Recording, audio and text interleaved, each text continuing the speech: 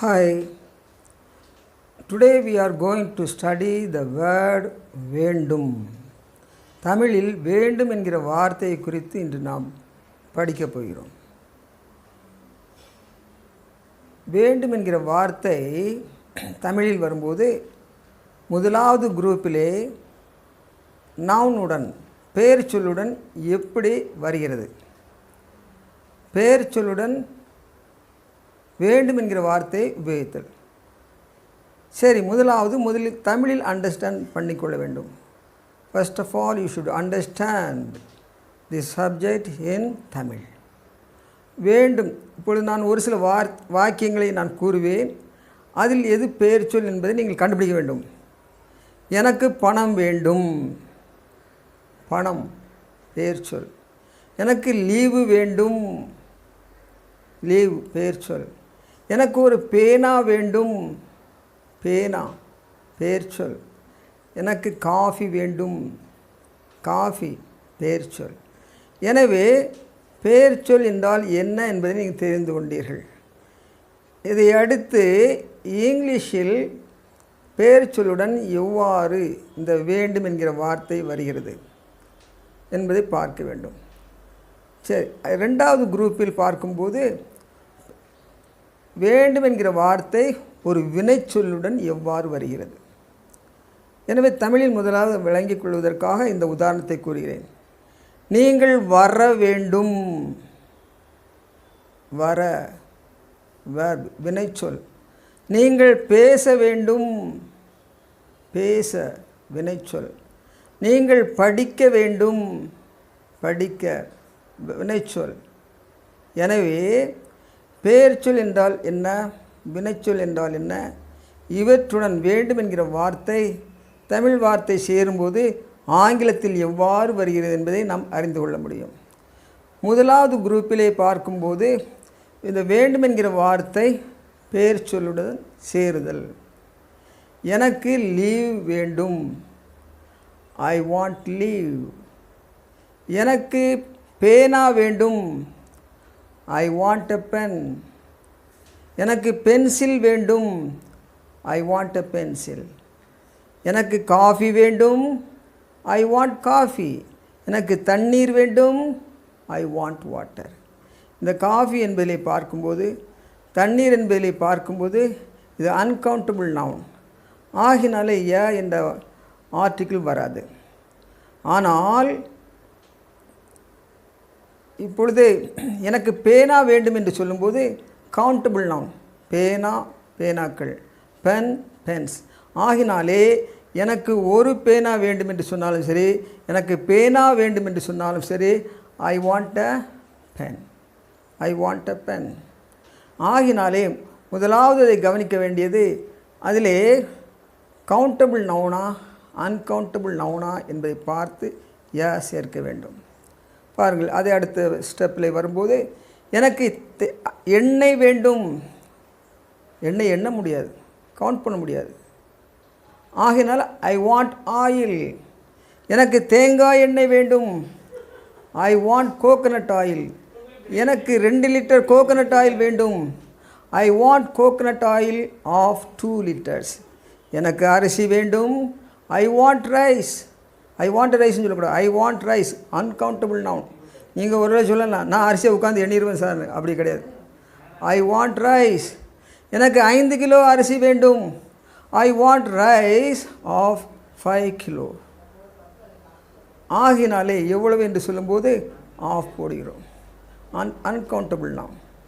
ஆகினாலே ஒரு வாக்கியத்தை படித்து கொண்டால் அதே போன்று பல வாக்கியங்களை அமைக்க முடியும். அதை அடுத்து எனக்கு பெர்மிஷன் வேண்டும், ஐ வாண்ட் பெர்மிஷன். எனக்கு 10 நிமிஷம் பெர்மிஷன் வேண்டும். ஏன்னா 10 நிமிஷம் பெர்மிஷன் கொடுத்தீங்கன்னா நான் என்ன செய்கிறேன், பஸ்ஸை போய் பிடிச்சிடுவேன். ஆகினால ஐ வாண்ட் பெர்மிஷன். எத்தனை நிமிஷம், 10 நிமிஷம். I want permission for 10 minutes. இதற்கு ஃபார் என்ற ப்ரிப்போசிஷனை உபயோகப்படுத்த வேண்டும். I want permission, I want permission for 10 minutes. எனக்கு 30 நிமிஷம் பெர்மிஷன் வேண்டும், I want permission for 30 minutes. எனக்கு லீவ் வேண்டும், I want leave I want லீவ்னு சொல்லக்கூடாது. I want leave singular form தான், ப்ளூரல் ஃபார்ம் கிடையாது. ஐ வாண்ட் லீவ், எனக்கு 2 நாட்கள் லீவ் வேண்டும். I want leave for 2 days. I want leave for 2 days. எனக்கு 5 நாட்கள் லீவ் வேண்டும். I want leave for 5 days. எத்தனை நாட்கள் என்பதை ஃபார் என்கிற ப்ரிபோசிஷனை போட்டு அந்த வாக்கியத்தை பெரிதுபடுத்த வேண்டும். இதுதான் முறை. ஆகினாலே நீங்கள் படிக்கும்போது அதை யோசித்து சிந்தித்து படித்தால் மறக்கவே மறக்காது. ஆகினாலே ஐ வாண்ட் என்ன வேண்டும் என்பதை குறித்து பார்த்தோம். பெயர் சொல், அது எப்படிப்பட்ட பெயர் சொல், கவுண்டபிள் நவுனா அல்லது அன்கவுண்டபிள் நவுனா என்பதை பார்த்து இந்த வாக்கியத்தை நீங்கள் பெரிதுபடுத்த வேண்டும். சரி, பொதுவாக நான் உங்களுக்கு சொல்லியிருக்கிறேன், எந்த தலைப்பை படித்தாலும் சரி அந்த தலைப்பிலே 2 பதில் 2 கேள்வி. இதிலே வேண்டும் என்கிற தலைப்பை பார்க்கிறோம். இதிலே 2 பதிலுக்கு வருவோம். எனக்கு பேனா வேண்டும், ஐ வாண்ட் அ பென். எனக்கு தண்ணீர் வேண்டும், ஐ வாண்ட் வாட்டர். இது ஆன்சர், பதில் 1. 2வது பதில், எனக்கு தண்ணீர் வேண்டாம், I don't want water. I don't want water. என்ன குறித்து நான் சொல்லும்போது ஐக்கு டூ யூஸ் பண்ண வேண்டும். ஹீக்கு என்ன யூஸ் பண்ணும், டஸ்ஸு. ஹீ, ஷீ, இட், இதற்கெல்லாம் டஸ் உபயோகப்படுத்த வேண்டும். எனவே நீங்கள் அந்த நிகழ்காலத்துக்குரிய அந்த ஆக்சிலரி வேர்ப்ஸை நினைவுபடுத்திக் கொள்ளுங்கள். டூ வருமா, டஸ் வருமா. அதை வாக்கியத்தை அமைக்கும்போது ஒன்று பாசிட்டிவ் ஆன்சர், 2வது negative answer. Positive answer, I want water. I want water. எனக்கு காஃபி வேண்டாம், ஐ டோன்ட் வாண்ட் காஃபி. 2 பதில் ஆகிவிட்டன. இப்பொழுது 2 கேள்விகளுக்கு வருவோம். உங்களுக்கு என்ன வேண்டும், what to you want. What to you want கேள்விக்குரிய வார்த்தை முதலாவது வாட் என்ற வார்த்தை அந்த வாக்கியத்திலே முதலாவது போட வேண்டும். What to you want. 2வது வகை கேள்வி, கேள்வியே இல்லாமல் கேட்பது. கேள்வி இல்லாமல் கேட்பது. வாட் டு யூ வாண்ட் என்பது முதலாவது கேள்வி. 2வது வகையான கேள்வி, அதில் கேள்வி வார்த்தை இருக்காது. உங்களுக்கு தண்ணீர் வேண்டுமா, டு யூ வாண்ட் வாட்டர். உங்களுக்கு காஃபி வேண்டுமா, டு யூ வாண்ட் காஃபி. உங்களுக்கு லீவ் வேண்டுமா, டு யூ வாண்ட் லீவ். உங்களுக்கு பெர்மிஷன் வேண்டுமா, டு யூ வாண்ட் பெர்மிஷன். எனவே இவ்வாறு சிந்திக்க வேண்டும். 2 பதில் 2 கேள்வி. ஐ வாண்ட் வாட்டர் பதில். எனக்கு 2வது பதில் ஐ டோன்ட் வாண்ட் வாட்டர். கேள்வி முதலாவது கேள்வி வாட் டு யூ வாண்ட், உனக்கு என்ன வேண்டும். உனக்கு தண்ணீர் வேண்டுமா, டு யூ வாண்ட் வாட்டர். உனக்கு காஃபி வேண்டுமா, டு யூ வாண்ட் காஃபி. எனவே முதலாவது வகையான வேண்டும் என்கிற பதிலே பெயர் சொல்லுடன் வேண்டும் என்கிற வார்த்தை எவ்வாறு உபயோகப்படுத்துவது. பெயர் சொல்லுடன் நவுன், பெயர் சொல்லுடன் வேண்டும் என்கிற வார்த்தை உபயோகப்படுத்துவது. வேண்டும், வேண்டும். எனக்கு பணம் வேண்டும், ஐ வாண்ட் மணி. எனக்கு உன்னுடைய அன்பு வேண்டும், ஐ வாண்ட் யுவர் லவ். எனக்கு உன்னுடைய உதவி வேண்டும், ஐ வாண்ட் யுவர் ஹெல்ப். எனவே 2 வகையான கேள்விகளை எந்த தலைப்பிலே படித்தாலும் யோசித்தால் நிறைய வாக்கியங்களை உண்டாக்க முடியும். கேள்வியிலே கேட்கும்போது கேள்வி வார்த்தை உபயோகப்படுத்த வேண்டும். கேள்வி வார்த்தை இல்லாமல் கேள்வி கேட்டால், கேள்வி வார்த்தை இல்லாமல் கேள்வி கேட்பதற்குரிய அதில் ஆக்சிலரி வேர்பை தூக்கி முதலாவது போட வேண்டும், அல்லது பி வேர்ப்ஸை தூக்கி முதலாவது போட வேண்டும். இதில் பார்க்கும்போது வாண்ட் என்கிறதில் பார்க்கும்போது டூ, டஸ் என்ற ஆக்சிலரி வேர்ப்ஸை உபயோகப்படுத்துகிறோம். வாட் டு யூ வாண்ட், உனக்கு என்ன வேண்டும். உனக்கு பால் வேண்டுமா, டு யூ வாண்ட் மேல். உனக்கு தண்ணீர் வேண்டுமா, டு யூ வாண்ட் வாட்டர். உனக்கு பணம் வேண்டுமா, டு யூ வாண்ட் மணி. எனவே வேண்டும் என்கிற வார்த்தை பெயர் சொல்லுடன் வரும்போது ஆங்கிலத்தில் வாண்ட் என்ற வார்த்தை உபயோகிக்க வேண்டும்.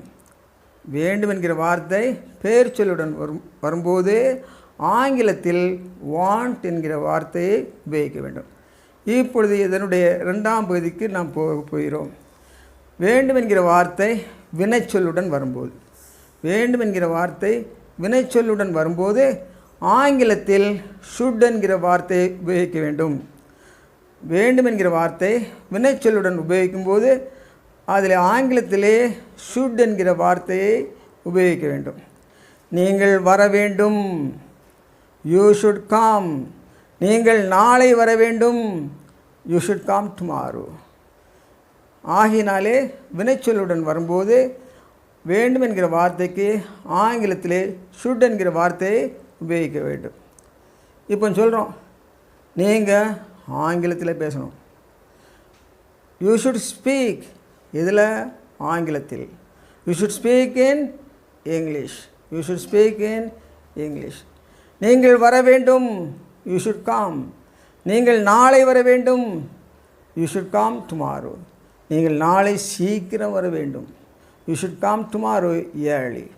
ஆகினாலே நீங்கள் ஒரு வினைச்சொல்லை குறித்து உபயோகிக்கும்போது தமிழிலே வேண்டும் என்று இருக்கிறது, ஆனால் ஆங்கிலத்தில் ஷுட். நீங்கள் வர வேண்டும், யூ ஷுட் கம். நீங்கள் கல்யாணத்திற்கு வர வேண்டும், you should attend the marriage. இந்த வர வேண்டும் என்கிற வார்த்தை உபயோகப்படுத்தும் போது ஆங்கிலத்திலே அட்டெண்ட் என்கிற வார்த்தையை உபயோகப்படுத்த வேண்டும். நீங்கள் வகுப்பிற்கு வர வேண்டும், you should attend the class. நீங்கள் திருமணத்திற்கு வர வேண்டும், you should attend the marriage. நீங்கள் திருமணத்திற்கு குடும்பத்துடன் வர வேண்டும், you should attend the marriage with your family. நீங்கள் திருமணத்திற்கு உங்கள் குடும்பத்துடனும் நண்பர்களுடன் வர வேண்டும், you should attend the marriage with your family and friends. You should attend, நீங்கள் வர வேண்டும். ஆகினாலே வா என்கிற வார்த்தை வரும்போது, தமிழிலே வரும்போது ஆங்கிலத்திலே அட்டெண்ட் என்கிற வார்த்தை எங்கே உபயோகப்படுத்துகிறோம் என்பதை பார்த்து நாம் அந்த இடத்தில் அட்டெண்ட் யூஸ் பண்ண வேண்டும். கல்யாணத்துக்கு வர்றதுக்கு அட்டெண்ட் த மேரேஜ், வகுப்பிற்கு வருவதற்கு அட்டெண்ட் த கிளாஸ். எனவே மீட்டிங்கு வர வேண்டும், you should attend the meeting. நீங்கள் சனிக்கிழமை மீட்டிங்கிற்கு வர வேண்டும், you should attend the meeting on Saturday. ஆகினாலே வா என்கிற வார்த்தைக்கு கம் என்றும் சொல்லலாம், அட்டெண்ட் என்றும் சொல்லலாம். ஆனால் எந்த இடத்திலே எதற்கு எப்படி உபயோகப்படுத்துகிறோம் என்பதை நாம் நினைவில் கொள்ள வேண்டும். நீங்கள் படிக்க வேண்டும், யூ ஷுட் ஸ்டடி. நீங்கள் நன்றாக படிக்க வேண்டும், you should study well. You should study well. நீங்கள் மதிப்பெண்கள் பெற வேண்டும், you should get the marks. நீங்கள் நல்ல மதிப்பெண்கள் பெற வேண்டும், you should get good marks. You should get good marks. சிலரே நல்லா படிப்பாங்க, ஆனால் சாப்பிட மாட்டாங்க. உடனே சொல்லுவாங்க, ஏன்னா சாப்பிட்டா தான் உடம்பு நல்ல சுகமாக இருக்க முடியும், ஆயினால் சாப்பாட்டுக்கு முக்கியத்துவம் கொடுக்கணும். உடனே என்ன சொல்லுவாங்க, டாக்டராக இருந்தாலும் சரி, மற்றவங்களாக இருந்தாலும் சரி, என்ன சொல்லுவாங்க, நீங்கள் நன்றாக சாப்பிட வேண்டும், you should eat well. You should eat well. ஆகினாலே வினைச்சொல்லுடன் அதை எவ்வாறு விஸ்தரிக்க வேண்டும் என்பதை குறித்து நாம் பார்க்க வேண்டும். நீங்கள் வர வேண்டும், யூ ஷுட் கம். நீங்கள் நாளை வர வேண்டும், யூ ஷுட் கம் டுமாரோ. இதனை ஷுட்டுக்கு அடுத்தது, அதாவது ப்ரெசன்ட் டென்ஸ்க்குரிய வேர்பு அப்படின்னு சொல்லலாம். அதில் இன்ஃபினிட்டி உபயோகப்படுத்தணும். To come, to go. You should start, நீங்கள் ஆரம்பிக்க வேண்டும். You should start to speak in English. நீங்கள் ஆங்கிலத்தில் பேச ஆரம்பிக்க வேண்டும். ஸ்டார்ட் டு ஸ்பீக், பேச ஆரம்பி. பேச ஆரம்பித்தால் தான் இங்கிலீஷ் வரும். ஆகினால யோசிச்சுட்டு இருந்தால் பயந்துட்டு இருந்தால் வராது. So you start to speak in English. You should start to speak in English. நீங்கள் ஆங்கிலத்தில் பேச ஆரம்பிக்க வேண்டும். ஆகினாலே நாம் சிந்திக்க வேண்டியது, எந்த தலைப்பை படித்தாலும் சரி, 2 ஆன்சர் 2 கொஸ்டின். 2 ஆன்சரை பார்ப்போம். முதலாவது answer positive. You should study well. நீங்கள் நன்றாக படிக்க வேண்டும். You should come tomorrow. நீங்கள் நாளை வர வேண்டும். Positive answer. நீங்கள் நாளை வரக்கூடாது. You should not come tomorrow. You should not come tomorrow. நீங்கள் போகக்கூடாது. You should not go. நீங்கள் விளையாடக்கூடாது. You should not play. நீங்கள் கிளாஸ் டைமில் விளையாடக்கூடாது. You should not play in the class time. நீங்கள் வகுப்பில் விளையாடக்கூடாது. You should not play in the class. ஆகினாலே பாசிட்டிவ் ஆன்சர், நெகட்டிவ் ஆன்சர். கேள்விக்கு வருவோம். 2 வகையான கேள்வி. நீங்கள் என்ன படிக்க வேண்டும்? What should you study? நீங்கள் என்ன பேச வேண்டும்? What should you speak? நீங்கள் எங்கே போக வேண்டும்? Where should you go? Where எங்கே? Where should you go? கேள்வி கேள்வி கேள்வி வார்த்தை உபயோகப்படுத்தி கேள்வி கேட்டல். நான் எங்கே போக வேண்டும்? Where should I go? நான் என்ன செய்ய வேண்டும்? என்ன? What should I do? What should I do? நான் எப்பொழுது வர வேண்டும்? எப்பொழுது? when should I come? எப்பொழுது? நான் என்ன செய்ய வேண்டும்? what should I do? நான் நாட்டிற்காக என்ன செய்ய வேண்டும்? நான் என்னங்கிறதுக்கு கேள்வி வார்த்தை வாட் should I do? எதற்கு? நாட்டிற்காக. what should I do for the nation? what should I do for the nation? எங்களை குறித்து அல்லது நம்மை குறித்து நாம் கேட்க வேண்டுமென்றால் should we என்று சொல்ல வேண்டும். should we. என்னை குறித்து கேட்க வேண்டுமென்றால் should I. எங்களை குறித்து அல்லது நம்மை குறித்து கேட்க வேண்டுமென்றால் should we.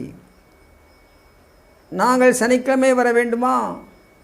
should we come on Saturday? நாங்கள் காலேஜுக்கு வர வேண்டுமா? should we come to college? நாங்கள் ஆஃபீஸுக்கு வர வேண்டுமா? should we come to office? நாங்கள் ஃபீஸ் செலுத்த வேண்டுமா? should we pay the fees?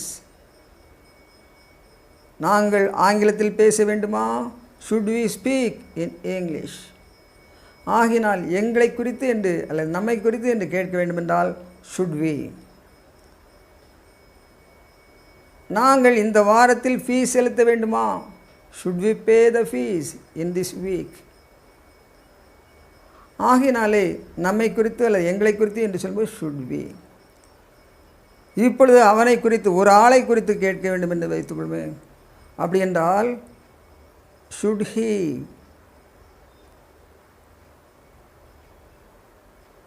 அவன் கற்றுக்கொள்ள வேண்டுமா? should he learn? அவன் ஆங்கிலம் கற்றுக்கொள்ள வேண்டுமா? should he learn English? அவன் பேச வேண்டுமா? should he speak? அவன் ஆங்கிலத்தில் பேச வேண்டுமா? should he speak in English? ஹீல் கேட்க வேண்டுமென்றால் should he. ஆனால் ஷீல் கேட்க வேண்டுமென்றால் should she. தே என்றால் அவர்கள் அல்லது இவர்கள். அவர்களை குறித்து கேட்க வேண்டுமென்றால் should they. இவர்களை குறித்து கேட்க வேண்டுமென்றால் should they. அவர்களை குறித்து கேட்கும்போது should they. அவர்கள் வர வேண்டுமா? should they come? இவர்கள் வர வேண்டுமா? should they come? அவர்கள் சனிக்கிழமை வர வேண்டுமா? should they come on Saturday? இவர்கள் சனிக்கிழமை வர வேண்டுமா? should they come on Saturday? ஆகினால் என்ன வேண்டுமானால் கேட்கலாம். கேள்வி வார்த்தை இல்லாமல் கேட்க வேண்டுமென்றால் should என்று ஆரம்பித்து யாரை குறித்து கேட்கிறோமோ அதற்கேற்றாற்போல் வாக்கியங்களை அமைக்க வேண்டும். என should என்கிற தலைப்பிலே வினைச்சொல்லுடன் வரும்போது 2 கேள்வி 2 பதில். 2 பதில் பார்த்தோம். I should come. நான் வர வேண்டும். நான் வரக்கூடாது. I should not come. நான் போகக்கூடாது. I should not go. கேள்வி கேட்கும்போது கேள்வி வார்த்தை உபயோகப்படுத்து. நான் எப்பொழுது வர வேண்டும்? when should I come? when should I come? நான் எப்பொழுது ஃபீஸ் செலுத்த வேண்டும்? when should I pay the fees? when. கேள்வி வார்த்தை இல்லாமல் கேட்க வேண்டுமென்றால் should. நான் வர வேண்டுமா? should I come? நான் சனிக்கிழமை வர வேண்டுமா? should I come on Saturday? ஆகினாலே கேள்வி வார்த்தை இல்லாமல் கேட்கும்போது should I முதலாவது போட வேண்டும்.